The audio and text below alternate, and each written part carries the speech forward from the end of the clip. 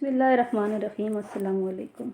आज मैं आपके सामने जिन नबी का वाक़या बयान करने जा रही हूँ उनका नाम हज़रत सालेह अलैहिस्सलाम है। जब कौम आद को अल्लाह ताला ने दुनिया से गारत किया तो इसके बाद कौम समूद ने इनके शिकस्ता मकानों पर कब्ज़ा कर लिया और उन्हीं मकानात को नए सिरे से तामीर किया। ये कौम भी कसरत माल और कसरत औलाद की वजह से बहुत गुमराह हुई। वो अपनी दौलत के ऊपर गरूर करते और बुतों की इबादत में मसरूफ़ रहते, जुल्म और फसादात कसरत से करते थे। हज़रत सालेह अलैहिस्सलाम ने कौम समूद को दावत अल्लाह दी और उनसे कहा कि ऐ कौम, इकरार करो कि खुदा एक है और कोई इसका शरीक नहीं है। मुनकरों ने कहा, तुम्हारी पैगम्बरी की क्या दलील है?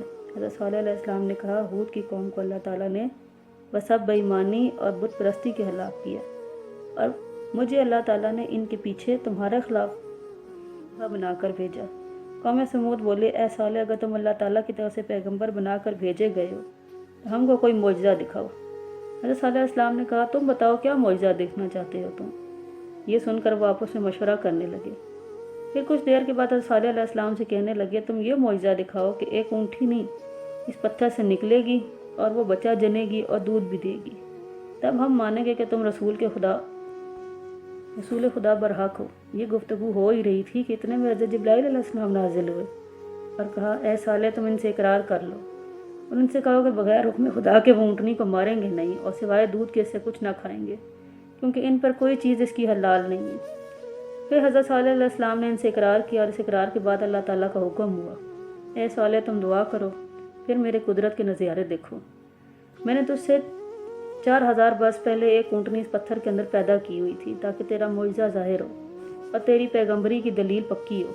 हज़रत सालेह अलैहिस्सलाम ने खुदा के हुज़ूर दुआ की और उसके ऊपर तमाम मोमिनों ने आमीन कही। इतने में एक अजीब आवाज़ इस पत्थर से निकली। अचानक एक ऊँटनी नहायत खूबसूरत इस पत्थर के नीचे से निकल आई। वो इतनी हसीन और खूबसूरत थी कि इस जैसी सारे आलम में दूसरी न थी। बाद एक साथ के इसने एक बच्चा भी दिया और इसके पास ताज़ा घास भी नजर आई जो ऊँटनी ने खाई। खुदा के हुक्म से फ़ौरन एक चश्मा और एक चरागाह पैदा हो गई और ऊँटनी इसमें चरने लगी। इस कौम के 7 कबीले थे और 7 कबीले इस चश्मे से पानी पीते थे। पानी कुछ कम ना होता था। सारबान इस ऊँटनी को इस चश्मे पर ले गया। इस ऊँटनी ने चश्मे का सारा पानी पी लिया। फिर इस वक्त हज़रत सालेह अलैहिस्सलाम ने कौम से कहा कि तुम लोग इसका दूध पियो। फिर 7 कबीले इससे दूध दोकर घड़े और मशकें भर भर कर अपने घर ले जाते थे। अल्लाह ताला ने हज़रत सालेह अलैहिस्सलाम को फरमाया कि अपनी कौम से कह दो, पानी इस चश्मे का एक दिन ऊँटनी का है और एक दिन बाकी तमाम जानवरों के लिए, और इस ऊँटनी को किसी तरीके से छेड़ना नहीं, वरना तुमको बड़े दिन की आफत में घेर लिया जाएगा।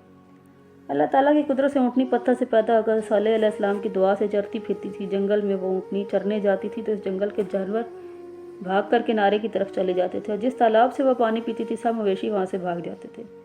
तब ये मशवरा हुआ और ये बात तय पाई कि एक दिन पानी पीने ऊँटनी जाएगी और दूसरे दिन लोगों के मवेशी जाएंगे। तो सालेह अलैहिस्सलाम ने अपनी कौम को साफ साफ कह दिया था कि इस ऊँटनी को कभी मत छेड़ना और इसको कोई तकलीफ़ ना देना, वरना अल्लाह ताला तुम पर सख्त अजाब भेजेगा।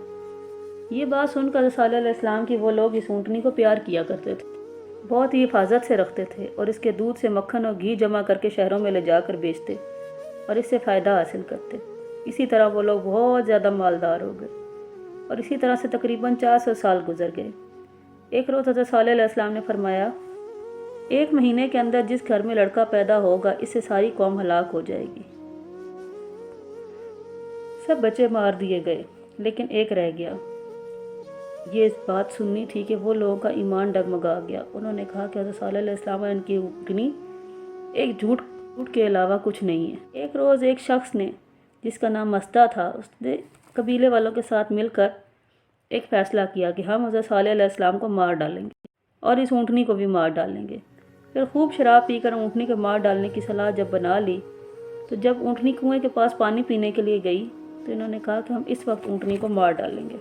चनाचे दूसरे रोज़ जब ऊँटनी पानी पीने के लिए गई और उसने अपना सर झुकाया तो इन्होंने इसकी गर्दन पर तीर मार दिया और फिर ऊँटनी ने उसके ऊपर हमला किया तो वो सारे के सारे भाग खड़े हुए और एक मस्ता बिन धर ने इसके पीछे लगकर इसके पाँव पर तलवार मार दी, जिससे ऊँटनी गिर पड़ी। इसके बाद तमाम वालों उन्होंने मिलकर इसको जान से मार डाला। ऊँटनी का बच्चा अपनी माँ का यह हाल देखकर भागा। सब मौजूद इसके पीछे भागे लेकिन इसको पकड़ न सके। वो बच्चा इस पत्थर में चला गया जिस पत्थर से इसकी माँ निकली थी। सईद बिन मसअब रहमतुल्लाह अलैह रवायत करते हैं, कौम सालेह अलैहिस्सलाम की शराब न पीती तो हरगज़ ऊँटनी को न मारती और गुनाह कबीरा महज शराब पीने की वजह से हुआ। حدیث میں آتا ہے کہ شراب تمام برائیوں کی ماں ہے۔ صالح علیہ السلام کو اس واقعے کی خبر دی گئی تو انہوں نے فرمایا کہ 3 دن بعد تم لوگوں پر دردناک عذاب آئے گا اور تمہاری زندگی 3 دن سے زیادہ نہیں ہے اور یہ وعدہ جھوٹا نہ ہوگا۔ صالح علیہ السلام نے کافروں سے کہا کہ پہلے دن تمہارا رنگ سرخ ہو جائے گا، دوسرے دن زرد ہو جائے گا اور تیسرے دن سیاہ ہو جائے گا۔ جب 3 دن کے بعد یہ مذکورہ حالات ظاہر ہونی شروع ہوئی تو جن لوگوں نے اونٹنی کو مارا تھا وہ سب صالح علیہ السلام کے گھر آئے تاکہ ان کو بھی مار ڈالیں۔ تب اس وقت ان کے اوپر غضب الہی نازل ہوا۔ جبرائیل علیہ السلام نے گھر آ کر ان کی تمام دیواریں ہلا دی۔ وہ تمام کافر اپنے اپنے مکانوں سے نکل کر بھاگے۔ اس وقت حضرت جبرائیل علیہ السلام نے ایسی چیخ ماری کہ ایک ہی آواز سے سب کے سب خاک میں مل گئے۔ اور حضرت ابن عباس نے روایت کی ہے کہ ان 7 قبیلوں نے حضرت صالح علیہ السلام سے پوچھا کہ کس طرح ہم ہلاک ہوں گے؟ آپ نے فرمایا کہ ایک ہی آواز سے تم سب ہلاک ہو جاؤ گے۔ یہ سن کر اسی وقت اس قوم نے ایک بہت بڑا کنواں کھودا، بیوی بچوں کو اس میں رکھ دیا اور ان کے کانوں کے واسطے روئی کی کافی تعداد میں دے دی اور اس روئی کو ان کے سروں پر بھی اچھی طریقے سے رکھ دیا تاکہ آواز کانوں تک نہ پہنچ سکے، کیونکہ جب آواز کانوں تک نہ آئے گی تو عذاب سے نجات مل جائے گی۔ یہ تدبیر کر کے خود بھی اس کے اندر جا رہے۔ بعد اس کے اسی فرشتے نے وہاں جا کر ایک ہی آواز سے 7 قبیلوں کو ایک ساتھ ہلاک کر دیا۔ چنانچہ اللہ تعالیٰ نے فرمایا ہم نے بھیجی ان پر ایک چنگھاڑ اور پھر رہ گئے جیسے روئی دھنی ہوئی گالے کی مانند، اور کچھ بھی نام و نشان ان کا زمین پر باقی نہ رہا۔ بعد صالح علیہ السلام ملک شام میں چلے گئے جن کو آج کل شہرستان اوج کہتے ہیں۔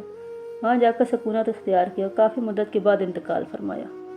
آج جامع مسجد کے داہنی طرف مدفون ہوئے۔ ان کے ہمراہ تمام مومنین بھی وہاں جا کر جا بسے اور وہیں سب مدفون ہوئے۔